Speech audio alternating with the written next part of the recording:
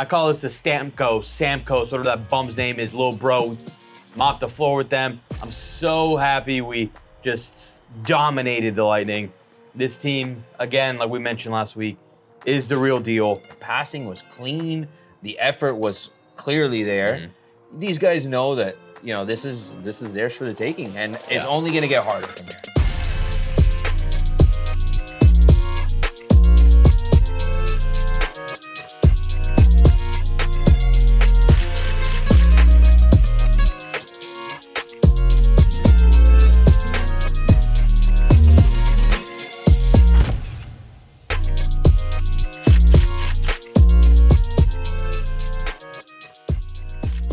What is up, everybody? Welcome back to another episode of Tranquilo Sports Talk. Like, subscribe, comment, all of it. Let's go. Gonna forget it this time. Let's go.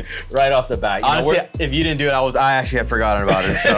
So we would have been. We're feeling energetic. Great Panthers dub last night. Made it through the first round. Oh yeah. Took care of the gentleman's sweep against the Lightning. Oh yeah. Feeling good. Just good day. Good day. We needed it. Great day. And we're smoking that Lightning pack. Getting it lit up here to start the pod today. I call this the Samcoast, whatever that bum's name is, little bro. Mopped the floor with them. I'm so happy we just dominated the Lightning. This team, again, like we mentioned last week, is the real deal. It's, they proved it, really like, there was really not one, sure they got one game, there's really not one point that I was really worried. And even in that dominated. game, we brought it back. We were down 3-0, and we brought it back to 4-3 going into the last period, and they just had a dominant third period in that game. But what impressed me the most yesterday, because we've seen this Panthers team, we know we can score, and we know Bob obviously is a great goalie, but the defensive effort in that third period yesterday, it felt like the Lightning couldn't even cross the midway portion of the court. What do you call that? Tied it up. It's half court, half ice. Half ice, right? That's what I was calling it. Half ice, mid ice. Yeah. So it looked like the Lightning couldn't get past mid ice yesterday in that third period. No, Cruz is goal. And we were pressing. The passing was clean. The effort was clearly there. These guys know that this is theirs for the taking, and it's only going to get harder from here. No, 100%. And the biggest part about this is the fact that, we got over that hump of Tampa has... There's some squeaking back there. Well, Tampa, obviously we know they've obviously won 2 Stanley Cups. They beat us the last time we played, and honestly maybe even twice in the past 5 years. We flipped the narrative against them. Yeah, and so it really felt like, hey, like you're not the big tough guy in Florida anymore, like we are, and we've 2 years in a row. Not only have we been better than them, now we just knocked them out of the playoffs, and it was a nice little gentleman's sweep. It's a good goalie that they have too. That we were able to. Vasquez is awesome. I mean, the team is good, and it's a great team, and a lot of playoff experience. A ton. Not a joke. Yeah, Braden Point, Stamkos, they got a lot of guys, but it just proves how good we are. Yeah. That, we did it in 5, and we looked dominant doing it. Barkov had hell of a game yesterday. Our captain, shout out Barky.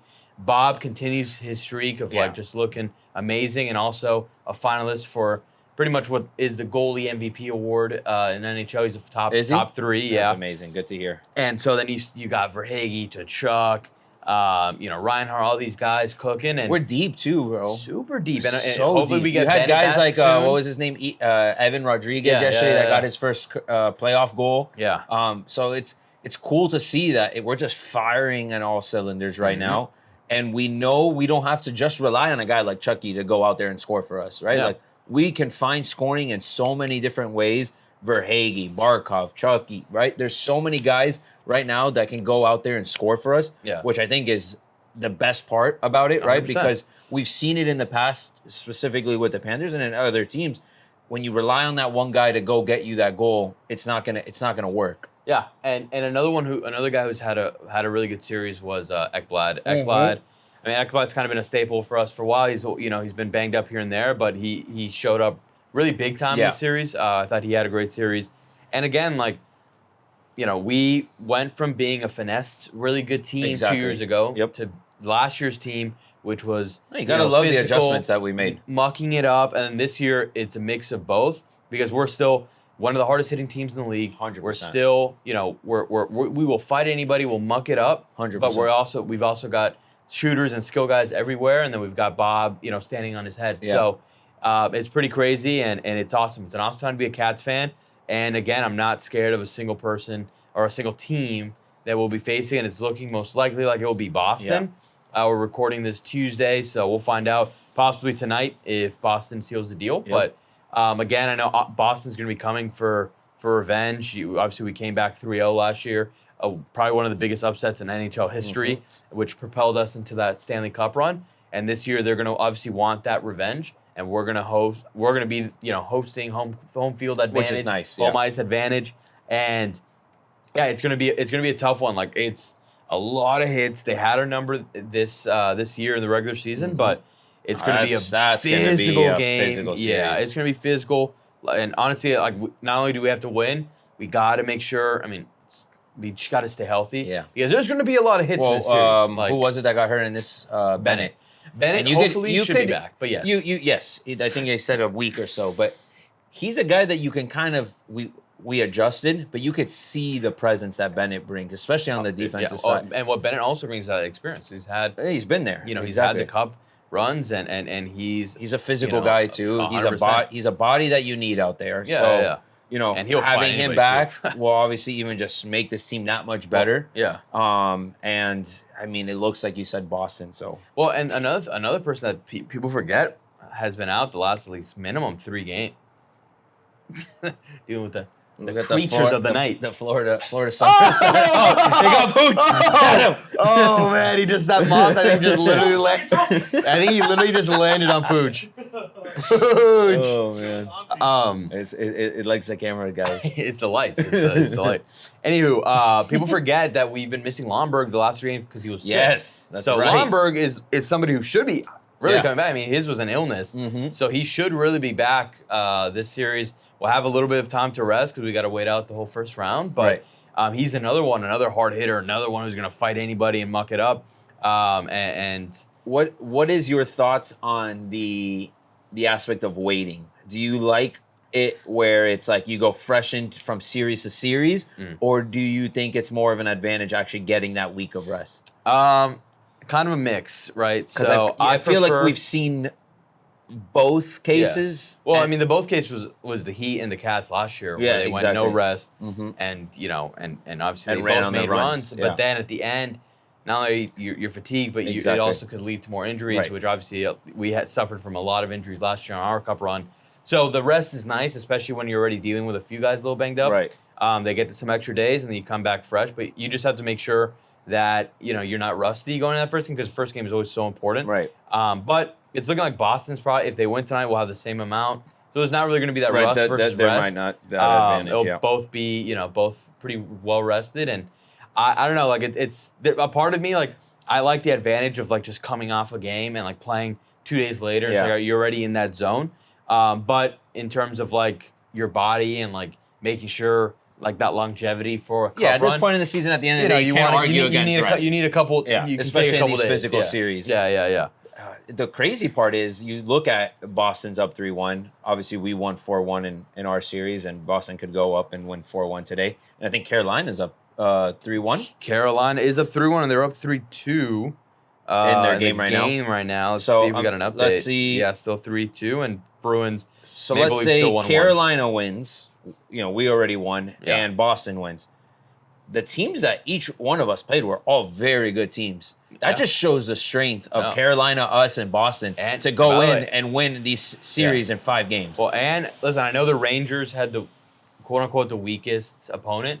The Rangers are still very good. And the Rangers, that's right. They swept. That's right. So like, the first round might end tonight in the East. So like, we'll be ready. Everybody, it's going to be, the matchups are going to be freaking awesome. Like, so us, obviously we get winner Boston, Toronto. It'd be most likely us and Boston, and then it'd be Carolina, New York, which is going to be another good series. Great series. It's going to be 2 monsters for series, and then on the other end, I think I don't know. I haven't seen much. I haven't kept up much. I think I know Colorado is up 3-1, and then the Canucks are also up 3-1. They're both playing tonight. And you got Let me see here. And then the Vegas is 2-2 with the that Dallas. That I really hope Dallas pulls that one off. And the Oilers are up 3-1. Yeah. Edmonton's good, but I really hope Dallas pulls that one off. Just because, like, screw Vegas and their whole thing with Mark Stone and the whole IR thing. Like, screw that. Like I want them out. And they're playing really good. The thing is, like, if you're in the hockey play, like NHL playoffs, like, you're stacked. Like, you're very good. Like, that to make the NHL playoffs, you have to be really good. Even the 8 seeds, for the most part, are really good. I know the Capitals, compared to the rest of them, weren't the toughest. All was clicking at the same time. It's almost like baseball-esque. Like, yeah, exactly. You know, where it's not necessarily the best team on paper. It's who's hot more at the right time. the hot team at that time. Yeah. And who's just playing good hockey and finding their stride at the right time. I think that's it. Because I mean, dude, you watch some of these games and electric.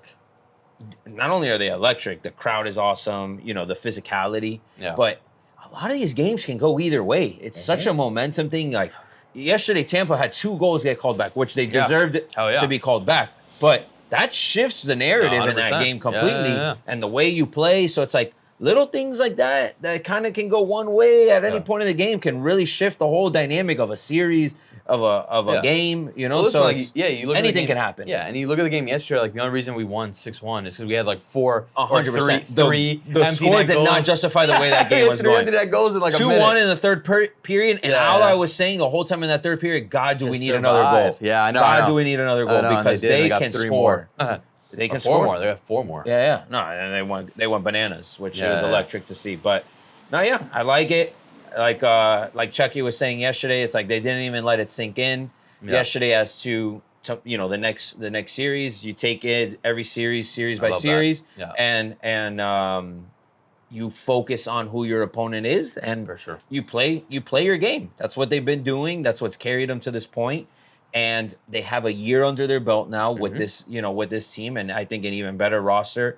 And this experience is going to help them so much about, when to put down the pedal, when to lay off, preserve their bodies maybe a little bit more, right? Because we were so last year that we know that we're going to do that. But get ready, because that Boston series. No, I know it's going to be that way. But it's like you can tell when there's times that we like to get hit, or maybe we can avoid a hit. Little things like that. There were some big hits yesterday. There were some monster hits in that game yesterday. So, if you can avoid some of those, great. Obviously, if not, it's going to be physical. There's no doubt about it. But the year of experience is going to help this team a lot. 100%. And I think it goes 7. What do you think? Dude, I'm going to go Captain 6. I really don't want it to get to 7. I don't want it to get to 7 either. I think. So you think we won it in Boston?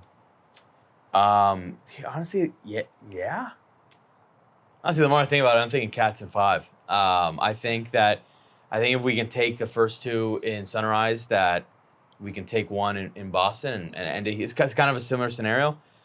6 is probably more realistic. But this can totally go 7 like last year. I mean, 7 is the last thing I want. I don't want a 7-game series. 7 would make me throw up. I want to end them semi-early and let Carolina and New York duke it out for 7. Yeah.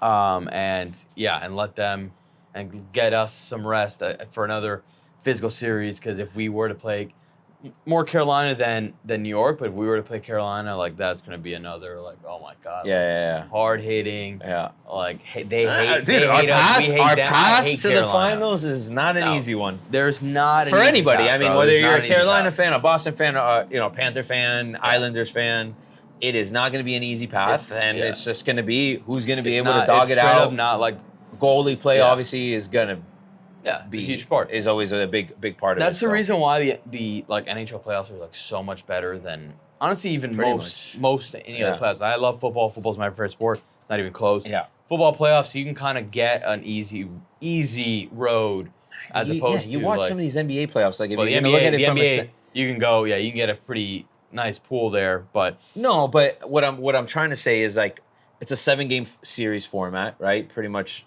Football doesn't do that. Baseball doesn't do that. That's what makes football great, is that it's just one game. So if you're off your game once, but go hooked. You see some of these games in basketball, and it's like teams don't, like, not that they look like they can afford to lose a game, but like they're so lopsided sometimes. Whereas in hockey, it's like, fucking full speed all the time. Yeah, it's nuts. Yeah. It's nuts. It's so sick.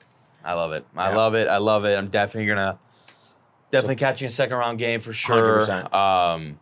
And mark our calendars I want to go back. I mean, go back to the Cup. I mean, I went to the one. My only Stanley Cup game I've ever been to was the one dub we got last year. So that was one of the best games I've ever been to in my entire life. So I went to a few playoff games last year, but not the Cup.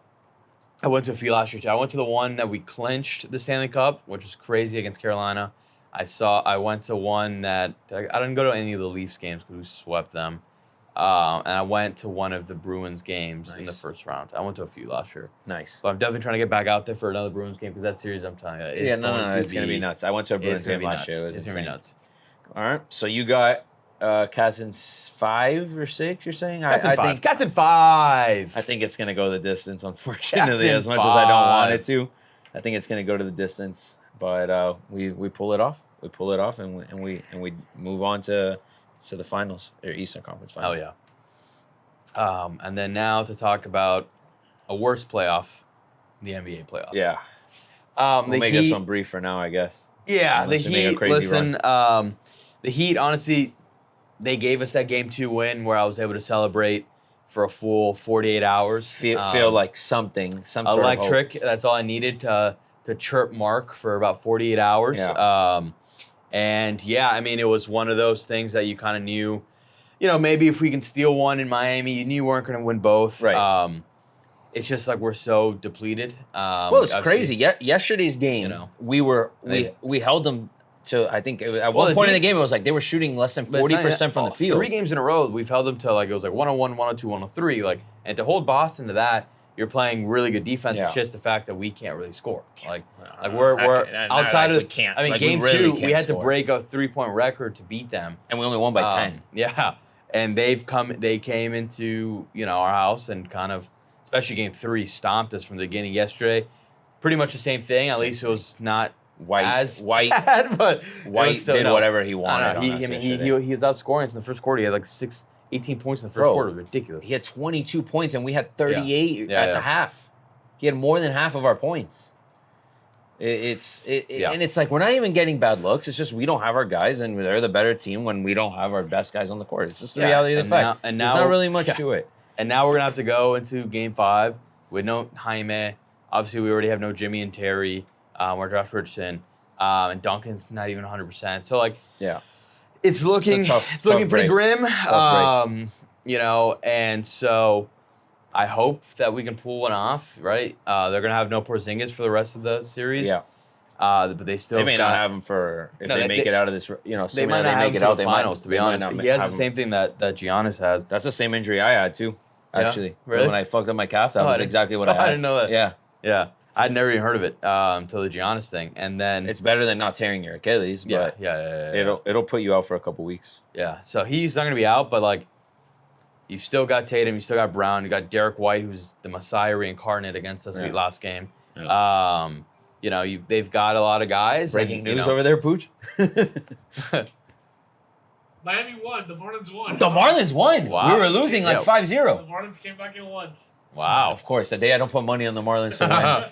Marlins beat the Rockies 7-6 in extra innings. We're going to talk a little Marlins on Thursday, actually, with Adrian.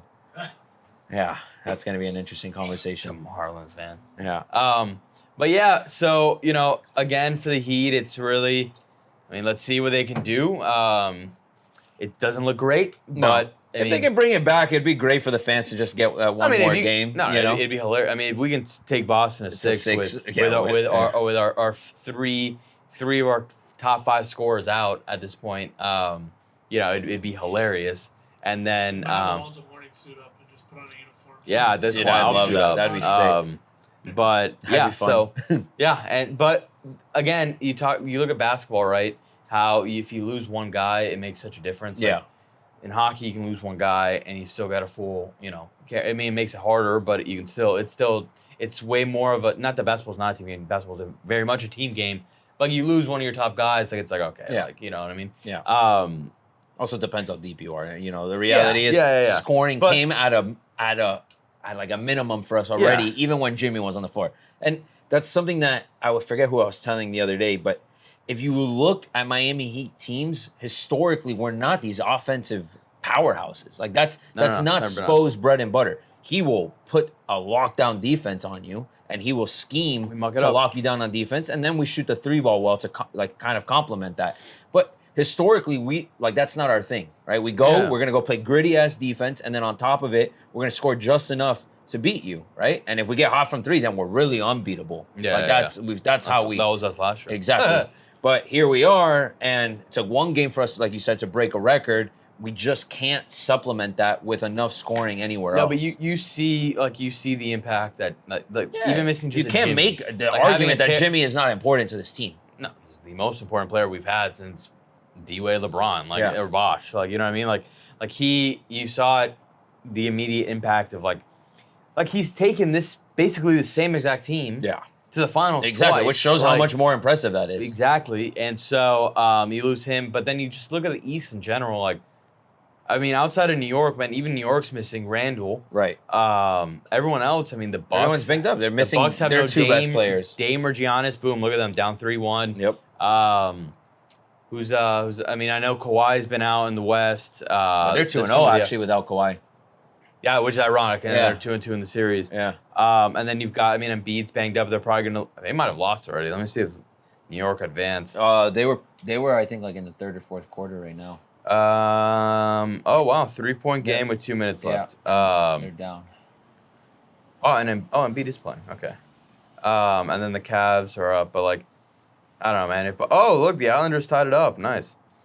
Yeah. But if Boston can't get out of the East this year, yikes. It's theirs for the taking. There's no doubt about it. But it's no one in the East is going to win the finals. No. Yeah, if the Nuggets make it, the Nuggets look. I know, it looks like the Timberwolves are. The T-Wolves look hot. I don't know. But bro, do you see Jovic's stat lines? He's insane. They're and it just looks so. He doesn't look like he's done anything and then he'll go and you look at his stat line, it's 25, 20, and 10. No, and for him and the Nuggets team, he's obviously so nasty, but Jamal Murray is so clutch. He is very clutch. They're so deep. They've got Porter. No, Jr. They have all the confidence in the world right now. For them, they're the scariest team by far still. Boston's probably the second best team right now left. You've got the Timberwolves who are hot. I don't think they'll beat Nuggets. They could, because Anthony Edwards. They could definitely give them a run for their money. They have the matchups there, but they're big. They're big. They are big. They got Rudy and Cat. So they could make some noise. I still think the Nuggets win. And then I love OKC. I just don't see them beating the Nuggets. They're still young. Too young. They're too young. Talented as hell. hell. They're very good. No, they're going to be very good. They are very good already. They're going to be around for a while. Still have 15 first-round picks. Yeah. And then who would they play? It's impressive what they were able to do. They play the winner of the Clippers, Mavs. So honestly, I can see the Clippers or OKC advancing Western Conference Finals, or even the Mavs. I think the Mavs can win too, and then probably face the Nuggets. But I would be shocked if the Nuggets aren't the team coming out of the West. They just looked so good, and they've already been on that run. So for them, they've already been there, and you saw it in this series. They were down every single game, and they didn't even bat an eye. All right, we're gonna win this game. So we're still gonna win this game. It's so crazy. It's crazy how they do it. So we'll see. We'll see how it goes, and see maybe the Heat shock the world tomorrow. At the end of the day, it was always Heat in 7. That's just the reality of the fact. So we'll be celebrating in a couple days. Heat in 7. Facts. All right, so that takes us on to last week's NFL draft. The draft, yes. Great draft. Great draft. A lot of contention in this draft, though, I will say. Because based on the reaction to the draft, right? And fans of every fan base, for the most part, there's always contention and stuff. You're saying on the fan side there's contention? Yes, yeah. Okay. Yeah. I think it's a very split reaction to how the draft went. I think there's people that really love the draft. I think there's people that actually hate the draft for very different reasons. I'm kind of in the middle. I like the draft. This is the first time I hear this, so I'm actually intrigued. I like the draft for the most part. There's some decisions that I was like, I probably wouldn't have done that. But again, I'm not an NFL GM, so that's probably why. But you're saying people don't like it because of the format, or just the way that No, I'm talking about Dolphin fans. Oh, Dolphins the fans. reaction to the draft. Okay. Yeah. No. And I thought you meant... I know Pooch is back there raising his hand. Oh, Pooch, God. Yeah, Pooch is gonna have to get on the camera for this. Pooch did not like the draft. Bring your chair. I want to hear your one. perspective, because I bet you we share a few things, but I lean toward. I like. So you're talking about the Dolphins draft. Yes. Got you. I thought you were The talking about the over. I'm like, oh, this is the first time I hear. Yeah. I was like, I thought the draft was the great. best draft out of all of them by far. I love just seeing these guys. I mean, I know it's a bit different now. There are NALs and stuff, like the fact that their dream comes true and like you're basically becoming an instant millionaire. It's awesome. There's nothing better than making it to the league. In regards to the Dolphins draft picks, for me, I love the Chop pick. I think Chop has a ton of potential. I think a lot of people hate it and turn to love it. I think so too. I've always liked it because we always had the opinion of like, I want to go O-line, D-line, no matter what. First 2 picks, no matter what. And we did that. We went edge, and then we went tackle. The tackle pick I get in terms of a future play. Right. And in terms of he'll probably still get minutes because Armstead hasn't been able to play a full season in a while. He'll get some experience. I would have loved to have an interior guy. I would have loved to I think they did too, but he went right before. Exactly. So the Steelers kind of really cucked us a lot. Because I'm telling you, he probably was the guy we take. We would take Fuan Naga, whatever. I'm probably butchering his name. But he went right before us in the first round, so we went Chop. But I like the Chop pick a lot. He's got a ton of raw upside, and he wanted to be here. I love that. Yep. And we need it. I mean, we're gonna be down out, our 2 edge rushers to start the season, and that's a very important position. Super important, especially in our division when we got Josh Allen. And Mahomes, when you're playing him in the AFC Championship. And then the second round pick, like again, I get it. The guy's a unit. He's a house, basically. He's massive. He's so big. And I know the Steelers also took someone I would have liked right before too. But like it's still. I know. Who was it that they took in the second round? McCormick. Yeah. Oh, that's right. Yeah. I know. Yeah. They took 2. They probably took the 2 guys we had very high on our list of taking. Yeah. If we had gotten those 2 guys, like our interior line would have been set. That's what I'm saying. So I know exactly. Like that would have been insane. But again, it didn't fall that way. So listen, I like the guy. I like the guy we got. He's from Houston. He's going to be in a position of need going forward. Mm-hmm. He's just not. I get why people are like, he's not a right now fix because we didn't really address too much of our interior. No, we didn't. We didn't address it. Obviously, we still have time to build on that until the season gets here. We already signed a center, but we'll probably still see what the market's out there for it. Yeah. But for the most part, I was pretty good with our picks. I just wasn't I was like, oh yeah, this is the best draft ever. But I'm also probably not. Pooch is not. You're not worst draft ever, but you're leaning more toward you didn't like it. Come, Pooch. Bring your chair. Yeah, just bring it over here, Pooch. Pooch draft takes coming. And but I'm maybe in, a vent session. We don't know what it's gonna be. I'm in the middle, leaning. I liked it, but I didn't love it. But everything can change once I see obviously these guys suit up. But Pooch, go for it. So, I think we can all be in agreement when we said that our biggest needs coming to the draft was obviously interior O-line. We needed D tackle help, and we needed a receiver, not just any receiver, a receiver that can be an up ball guy, someone that's at least 6'2", 6'3", can be a red zone threat, so we don't have to throw a goal line fades to Tyreek Hill, right? So we get Chop in the first round, which obviously his pro comp right now is Micah, which in the grand scheme of things, right? We love that. We love that pick. But Chop, people said that that was almost a reach pick. We could have traded back. And in terms of what was available at that time, we had the pick of the litter for our exact needs. If we went Brian Thomas there, I would have been we passed on Graham Barden, but we got the most physically dominant receiver in the draft outside of a Marvin Harrison, 6'4", 210. Right. It solves that big receiver threat. We have our big guy. We have Jonnu.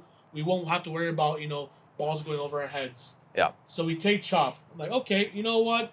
The grand scheme of things, last year we were down to me playing edge against the Kansas City Chiefs. So I get it.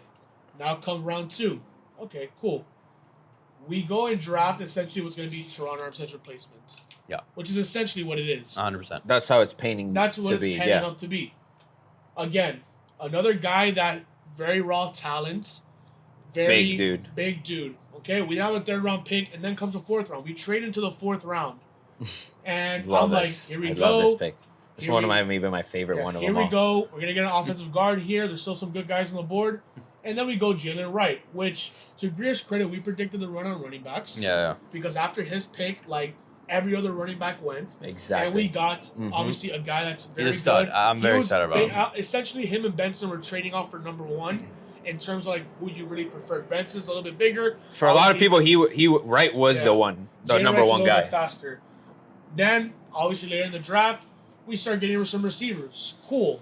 And then I come to find out our receivers are my height. I'm 5'8". So I'm like, okay, Malik's cool. a stud, though. Malik's a beast. Yeah. I get it. He was a lot of people were taking him as a steal of the draft. He's a beast. He's amazing. He's amazing if we had other receivers that were at least 6'1" and above. You know, so it's like, okay, so we didn't get any taller receiver. We didn't essentially draft a D tackle, and we didn't get any interior O-line help. So I'm like, okay, so our 3 biggest needs, which are our holes, we didn't address. Now, if you would have told me, listen, we passed on Chop, okay, you know what? Good talent, some potential there, still raw. Dude, we got that edge from Colorado State, who's apparently I like him a lot. I like him a lot. He's another. Him and Malik were like the steals of the draft. If you told me, listen, that's the edge we're gonna get, dude, that people were raving about that guy. Raving, 13 sacks. The one thing I will say about Chop, the reason why I like him a lot, and I learned this afterward, is that the defense that we're gonna be running this year, it's very similar to what Penn State runs. Yeah. And Chop plays a lot, or can play, on the inside. Yeah, look, he can play. Obviously, you know, we still have Sealer and we've got Tier Tart, but he can also play the inside. So he's kind of like because you can play him with Kamara too. Look, if Chop Robinson ends up becoming anything near what Michael Parsons is, I'll bite my tongue and be like, you know what? I was wrong to be too mad about this pick. It's essentially what we needed. Right. But like, I just don't feel like we addressed any of our major needs. And at that number 21 pick, I mean, the draft couldn't have gone better for us to get the pick of the litter. You still had Newton on the board. You had Brian Thomas. You had Graham Barden. You had Powers Johnson. You had JPJ, who ended up slipping in the draft. Yeah, I know. I wanted to trade up and get him, to be honest. He ended up slipping. He did. But then you look at the thing is, you look at other teams that are in a win now mode. They filled in their holes, and I feel like we just almost drafted for the future. Me and my dad were talking about it. We're drafting for the future. We're drafting for the future, and we also took that best player available mentality, where it might not be our biggest need. And then you look at a lot of these analysts, they're like A+ draft, amazing draft, most potential. But the one that everyone said we reached on, that was a little bit of a reach, was that Chop pick. Chop could have very easily slipped into the 2nd round if we hadn't picked him. I don't know about 2nd round, but yes, I do think he could have gone a couple picks down. He would have been maybe a 30, a 29. His over-under was 28. You know, he could have easily snuck in. Bro, even if we took Xavier Worthy with that number 21 pick. Obviously, you know, not a huge guy, but dude, you have a physical specimen, and then we let the fucker go to the Chiefs. Well, they won, and they went to go get him, because if not, he would have gone to Buffalo. Yeah. Well, the Bills had one of, honestly, I think the Bills had a terrible draft. I think the Bills, I don't know what their strategy was of just letting the Chiefs take the best wide receiver available, and then trading again with they traded twice. Then they also got the next best wide receiver available. I was like, well, you need a wide receiver. And they ended up getting the guy from FSU. Keon Coleman, But he's a stud too. I don't know what that chat was ripping about. He's just so much slower than everybody else. Slower, but my God, he can go get that ball. I'm not saying. Look, is he a top 5 wide receiver? No. Wide receiver too. Is he a great asset to have on your team? Yes. Yeah. I'm not saying. I didn't even say that he was worth a 1st round pick. But if he's sitting there in the 2nd round at pick 55, I wouldn't have been mad about it, because guess what? To Pooch's point, that fits the need of that 6'4" guy that's going to go up there and go get that ball. I think even at number 55, Christian Hayes was still available. Like, there were so many chances for us to go get that interior guard. And there were. Just said, look, I believe it truly. If that kid from Washington was at number 21. Oh, he's ours. No. Greer said we were going defense no matter what. Yes. And if that kid was available and we had gone Chop Robinson, I was at the ale house, I would have been arrested at the ale house. I would have been arrested if we passed on Troy. I don't buy that at 1 second. I don't think we would have passed on him. Because the strategy was defense all the way. That's what it was. But I feel like that is because depending on who's available. I don't think they thought that he was going to drop. Exactly. Like if he was there, I think that's no what the mentality of them assuming that certain players would not have been available at that pick. Yeah, and that's also them saying that because they went defense and they're like, we don't want to say we were waiting, hoping he fell to us. Like, I think they would have taken him if he was there, to be honest. But he wasn't there, so we went with our guy who they wanted, and obviously they wanted him badly. Like you said, they quote unquote could have reached for him, but they got our guy, and I think he can be a stud. And if he's a stud, listen, Phillips came in when we drafted Phillips, he had a lot of question marks too. He's coming off a bunch of injuries and concussions specifically. It's how good is this guy going to be? And he's turned out to be an awesome player. Also, our coaching staff has coached up that line exactly, phenomenally. And you're hoping that translates from these guys that have experience. The coaching staff, I think, is really going to bring the best out of them. And imagine a world when Chubb, Phillips, the Colorado State kid, who? Kamara, I'm pretty sure. Yeah, Kamara, and Chop. All in the rotation at the same time. And let's not forget Sealer. No. I'm just talking about they're technically our edge external guys. I mean, you could fit them in a rotation. I truly believe that Chop is essentially there to replace Chubb when his contract comes. You got to think those ways. You got to if you have the opportunity to do it now with a guy that can be that guy, why not? Especially when to start the season, you don't have those positions available. Right now, if you don't draft those guys, you're running with Barrett, who also I think is a great depth pick, by the way. Great depth pick, and but he could be awesome. He's older, but he's not going to be the future, obviously. 100%. But in terms of winning right now, we were very limited at that position. No, we have depth now. We have depth 100%. In a place, dude, depth outside of Sealer, I can't name 2 other D tackles. Tier Tart, baby. I'm telling you, Tier Tart is going to shock a lot of people. No, look, I think people don't understand how good Tier Tart actually is. And I'm not saying he's some it's true. I mean, you gotta give. He's a very good number 2. I'm telling you right now. Too, because to your point, if you can make high value acquisitions in free agency at a low price, then everything looks a lot better on paper. Jalen Wright wasn't a low. We traded a third to go into the 4th. No. I'm talking about free agency wise. Yeah. You get a guy like Tart where he's not breaking the bank, but can come in and give you 5-6 sacks, be a run stopper, and be an immediate impact in the rotation, right? Then obviously a lot of these picks are going to look that much better because you didn't have to reach to maybe get that pick. Because you got to look at it also from the lens. These guys have a board, and not to say that it's the right, what their value that they put on these players is right or wrong. But the reality is, at 21, they know these are the guys, if they're available, we're going to take. We know that a couple of those guys went before, and boom, they're crossed off that list, right? So once they're crossed off that list, they saw Chop, and his name was circled there. Boom, easy pick for them on the board. Yeah, I agree. At 55, it was the same thing. A bunch of names that we all were looking at started going off the board, and there were some available, right? That I agree.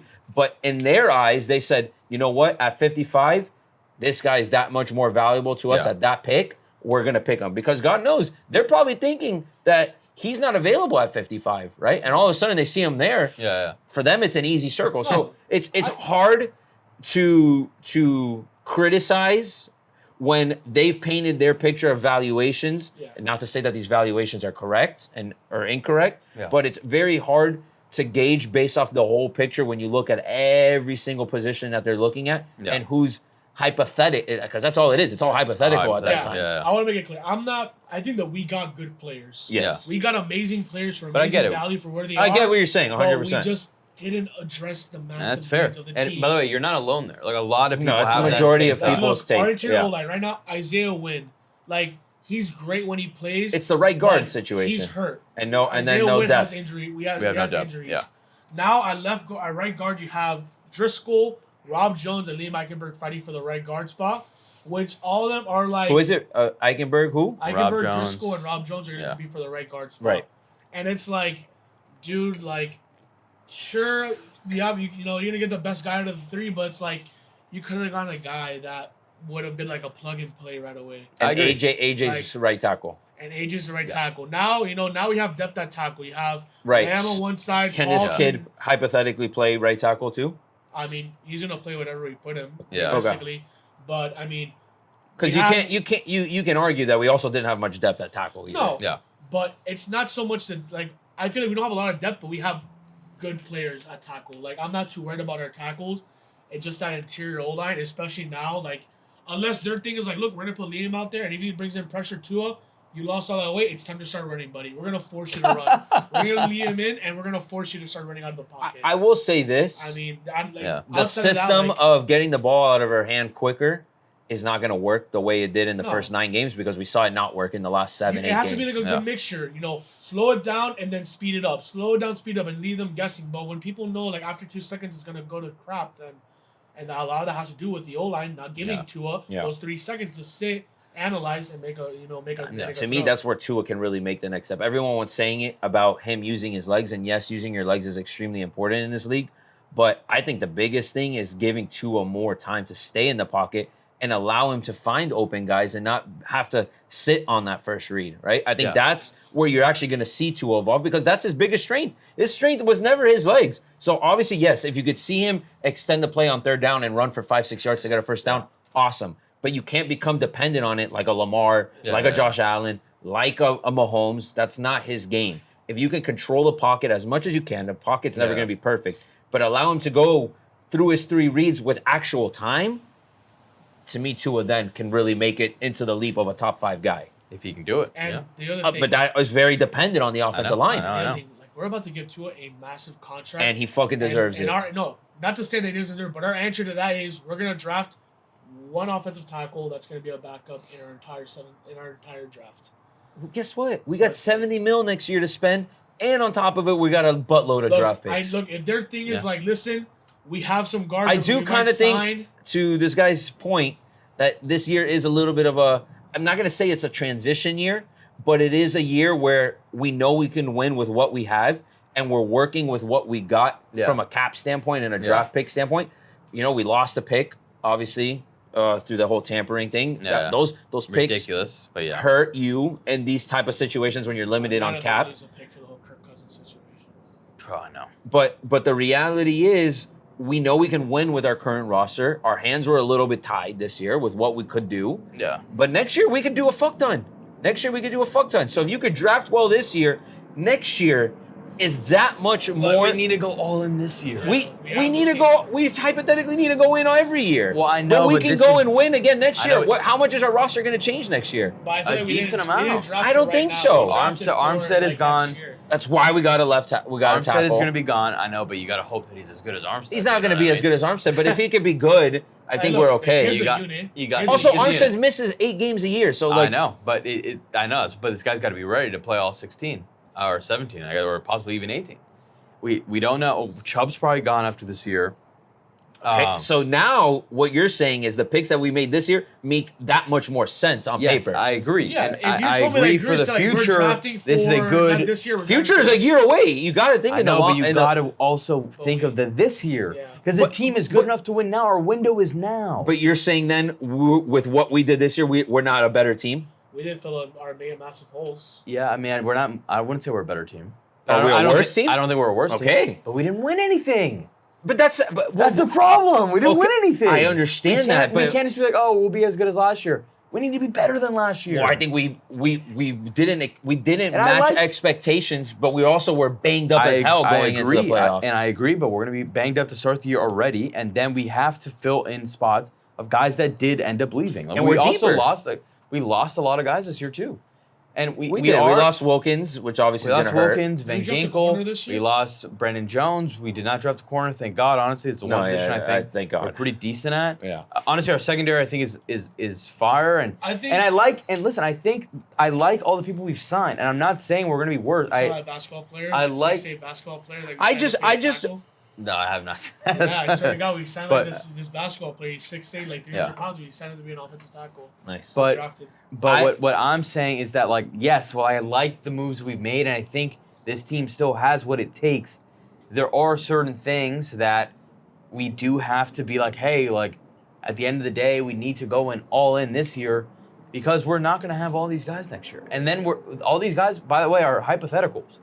Chop, I'm hoping, and he thinks he can be a stud. What if he sucks? Of course. But that's what I'm saying. That's what everything's you hypothetical. You have the team to win now. You have to take advantage. I'm still scarred. We had the team to win last year too. Look, And yeah, but that's what I'm saying. That's why you have to build on it. I'm still scarred and- when we went Deion Jordan over Lane Johnson, and Yes. we could have had a career right tackle. Listen, we're not living in the past. We're I fucking am. living. No, it's not gonna do anything good for By the way, you. I still think the Dolphins should be a top 3 favorite to win the whole That's thing. what I'm saying, though. But I we're also don't think we're not in a win now because we are, and I think we built a team to be able to do that. Even closer in the win now in terms we're of still- some we're moves. still Okay, fighting. then I will agree. ask this: if that's your argument, then what could we have done differently to be more in a win now situation? Fill in the immediate holes. Fill Okay, in so where- who should we have drafted then? Always the number 21. We should have gone Grant Barden. He would have been our right tackle off the bat For like a lot of years. for a lot of years. He would have been our excuse me, not right tackle, our right guard. He would have been a plug and play right guard. Okay, And if you like, and where did he go? he went to the Bucks like In the 3 second picks round. after. Right. No, Or three, Grant Barden. yeah, right. Yeah, Grant Barden went like 25 to the Bucks. Yes, Yeah, he But did. and if you're like, you know what, we're not gonna go Grant Barden. We're gonna go get our number 3 receiver and Brian Thomas. He's a 6'4" stud.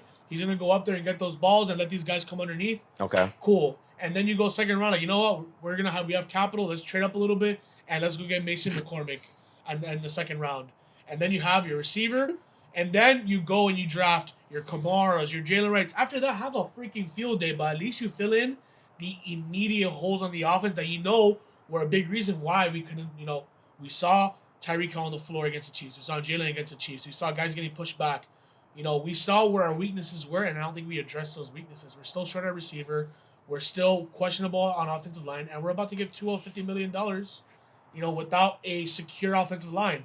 Whereas other teams, Patrick Mahomes got, for lack of a better term, destroyed by the Bucks in the Super Bowl, and they went in and they spent $80 million on their offensive line. And I don't think we have given our offensive line that sort of love, knowing that we want this guy to be our franchise guy. So I think those should have been our 2 picks, hypothetically. And then after that, go get Jalen Wright, go get Kamara, go get Malik Washington. Go, yeah. So you're saying we go guard and we go guard and receiver basically, potentially, and or we go guard and D tackle, then you solidify, at least bring some more solidified star power. to and our at that defense. point, then that makes us more of a winning now team.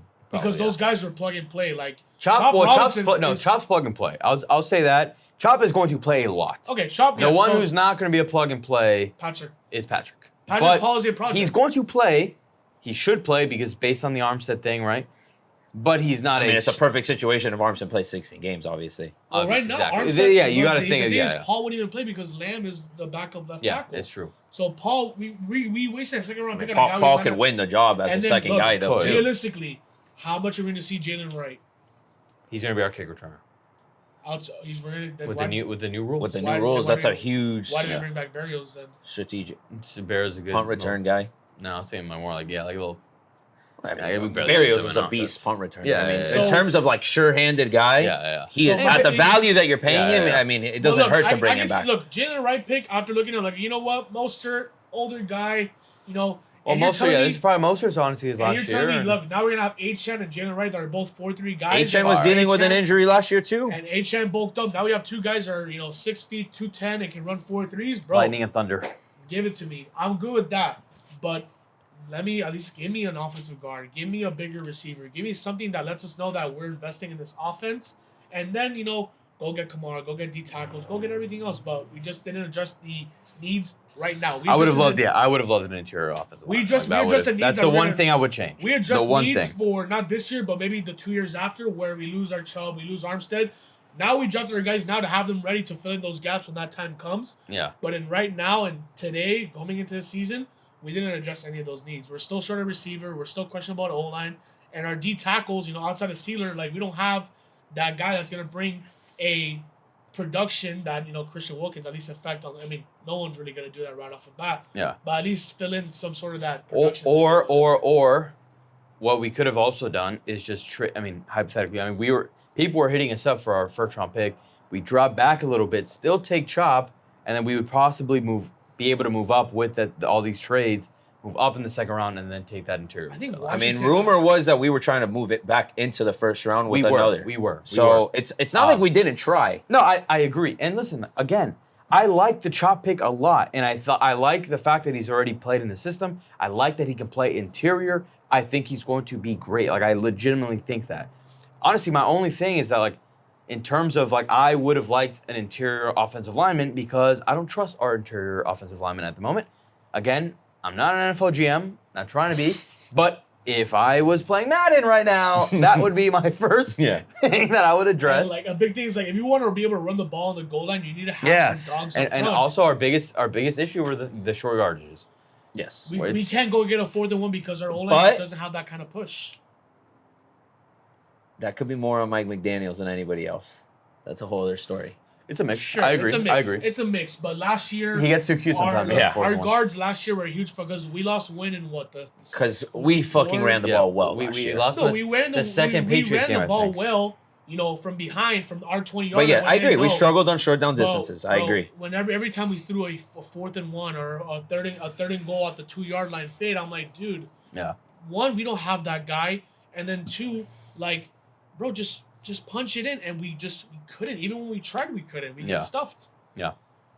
So now we're just gonna repeat last year. Now it's jet sweeps on the goal line. Give it to Malik Washington. Hopefully he runs quick enough and breaks a few tackles. Which the kid's a beast. He's a beast. I like that pick a lot. The most broken I like tackles our late round picks. Like I like the 4 through 7. That's usually where we historically draft really well, I like those picks. It's just I would have just swapped one of our picks. That's why we were graded so high. That's why I still like it. That's why I still like the draft. We weren't graded high on 1 and 2. We were graded high on 4 through 7. We were very high on 4 through 7. 4 through 7 is where we made all our money. I think the one pick that's the most questionable of them all is the 2nd round pick, which in 3 years may not be questionable at all. It's gonna be a stud. But exactly, I think everyone is looking at it from the lens of like how you guys are looking at it, of like this year and only this year. We can see though. I get that. I still think we're in a great position to be a contender this year. I think so too. I think the Bills got worse, and we're still the top some of the top dogs. I do think the Pats got better, and I do think the Jets got slightly better. Listen, is Liam gonna have a year 3 wonder and become a freaking amazing right guard, and we have all our problems solved? He's gonna put Austin Jackson on us. God, I freaking hope so. Yeah, I hope so too. Because that's what we're relying on right now. Yeah, we're relying on some crazy sort of development from him that we're like, good, dude, we're set on right. Let's also remember that we've put Liam in some fucking terrible situations. 100%. When he's the center, it's not really his fault. Exactly. I think he's naturally a right guard. So we're actually going to actually see him. I'm not. Listen. I agree. No, I agree. And I will take a B- Liam Eichenberg over a C. Yeah, I would take a C. Has he ever shown us B-? I mean, come on. I'm sorry, Liam. But we haven't seen him in that spot. We have. Not as of recently. He was our center. He was our center. Well, we've seen him there. A stat came out that said that when Liam Eichenberg played right guard, he didn't allow a sack. But we watched the game. He didn't allow a sack because he had 15 holding penalties. And because Tua was getting the ball so quick that as Liam was falling to his ass, Tua's launching that. Okay. Yeah. Well, I mean, when we saw him at center, it was a completely different story. At center, he looked like me in Kendall Boys and Girls Club. I mean, dude, like I said, I love the picks we think. I think we got amazing players that can develop amazing that, dude, maybe not this season, but next season, bro, these guys might be beasts. We'll be ready to go. But dude, like I said, we're about to give Tua an insanely big contract. If we do, and like, he's getting paid. He's gonna get paid. He's gonna get paid.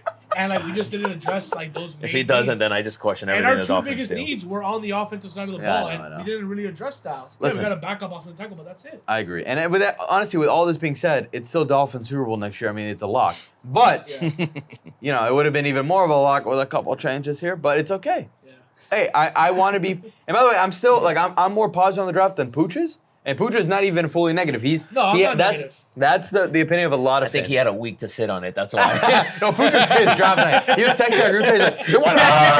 He's like, I'm gonna look up his exact text because Pooch was angry with the draft. No, bro, I liked our 4 through 7, but dude, those like the first few picks that we made, like dude, we could have gone in such a different direction. Let me see. I gotta see if I can find it. It should be pretty recent. I know, no, it can't be that long ago. It was only last Thursday. Like it was only like not even like that long. Friday, Thursday. Okay, let me see. Not happy with the pig. Let's go all Friday, Saturday. I don't think I went off. No, but you had a pretty strong. Wow, the Sixers just beat the Knicks in overtime. Oh wow, good.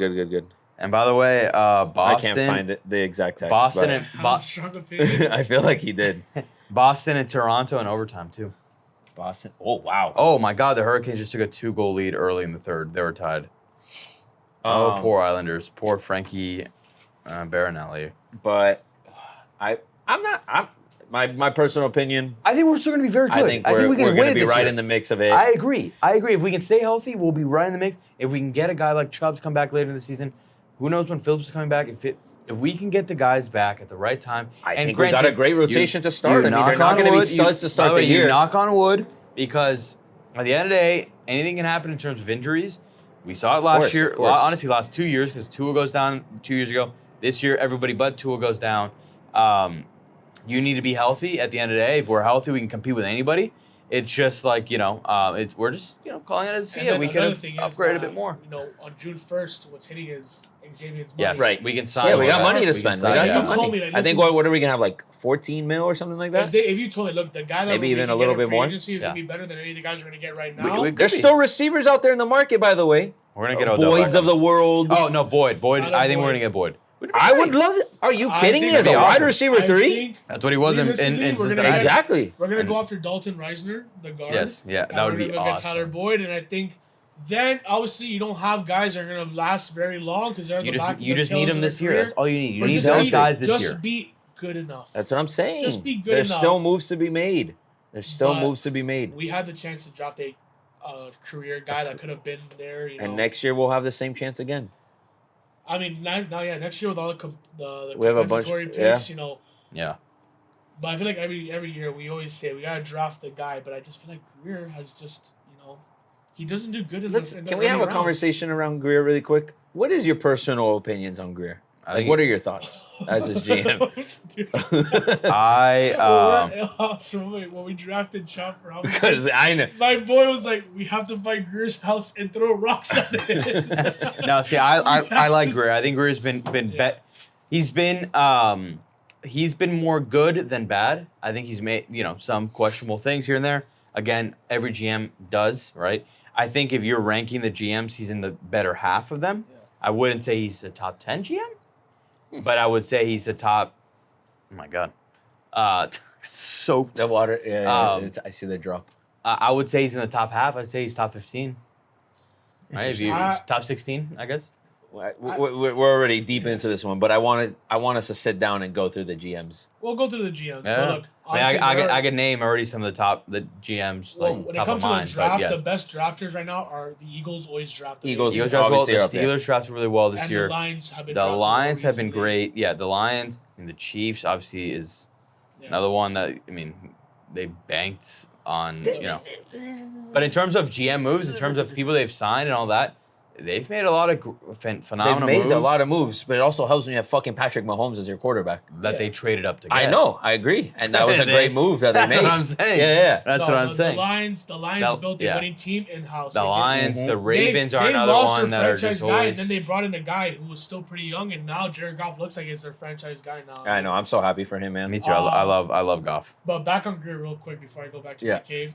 Greer, love what he does, but the guy cannot draft an O-lineman or a linebacker to save his life. Or a corner. Or corners. Outside of a He's great at edge rushers. He's getting receivers, running backs, the boss. But goddamn, and he knows how to build it. He knows how to build a trade. O-lineman. He knows how to build a trade. Yeah. But dude, he cannot draft O-lineman. He can't. Well, no, he can't. We've missed on so many O-linemen. Not to say we haven't had good ones. No, but yeah. But dude, it's more likely that they're bust rather than it sucks. And the ones that we do draft, they fucking leave. Yeah. You know what's fire is that we have 2 teams in playoffs right now. Cats, love the Cats, the Heat. And still, majority of this pod is going to be NFL draft. Yeah, of course. Those are football guys. We're Dolphins till we die. Yeah. And, till the end. Recent. It just happened. I know. We're in the middle of a playoff run, so that's pretty recent too. Football guys. Football guys. But no, listen, the Finns, we're still in a really good spot. We're in the best spot we've been in years outside of last year. Last year was definitely our best spot, but this year we can still capitalize on I think, the Chiefs are still going to be the Chiefs. I think the Bills, like I said, got a little bit worse. I do think the Pats and the Jets did get a little bit better, but I'm still... Of course. I still think everyone's always going to hypothetically get better. We're still better than them. At least we're not Atlanta. Yeah, that was crazy. That was crazy. And I like Penix, but holy shit, you just paid $180 million to your quarterback. Yikes. Crazy. Everybody's got a plan. Yep. Some make more sense than others. Talk about worst GMs. Yeah. We're going to have an episode just on GM. The Panthers GM. Was it that was throwing drinks on the crowd? That's the Panthers GM. Yeah. But the Cats, the Ice Cats GMs, best in the league, baby. Yeah, he's a beast.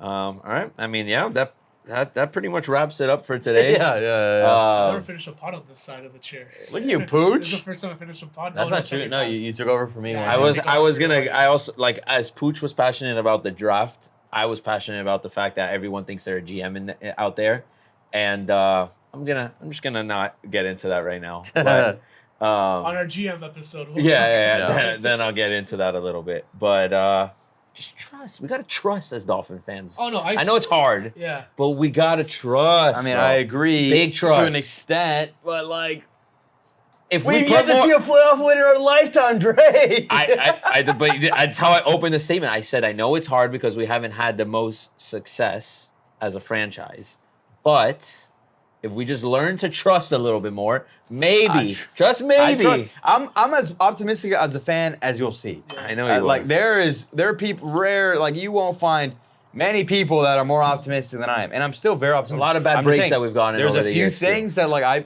probably would have done differently, but again, we're cursed. I'm not an NFL GM, so if it works out, it works out.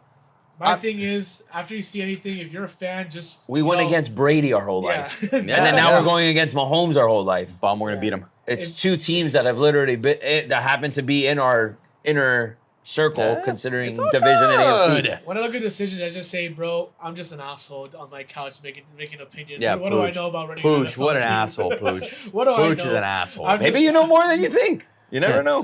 Pooch, I mean- But I would say the general in consensus of 10 years, people in 10 years, me and know a Andre, lot less than they think. Me and Andre are gonna be still recording pods, and we're gonna be big time, and we're still gonna be little compared to Pooch when he's gonna be the When he's GM gonna of the Fins in 10 years. He's gonna be the I will GM of the give the people Falcons. what they want. Yeah. I will give the people what they want. I will give them the picks that they want. Manja. Just trust the Hawaiian man. He's gonna take us to a ship. Yeah, Trust. big trust. I trust insanely, but I don't trust Liam. Liam, if you're listening, we'd love to have you on. Yeah, Liam, we would love to have you as a guest. We have merch for you. Yeah. I don't know if what merch that we have fits you though. Yeah. But all right, yeah, that wraps it up for today. Good Sweet. episode today. If you made it this far, we appreciate you. And like, comment, subscribe, share, Oh yeah. and all of the above. We'll see you guys later. Peace.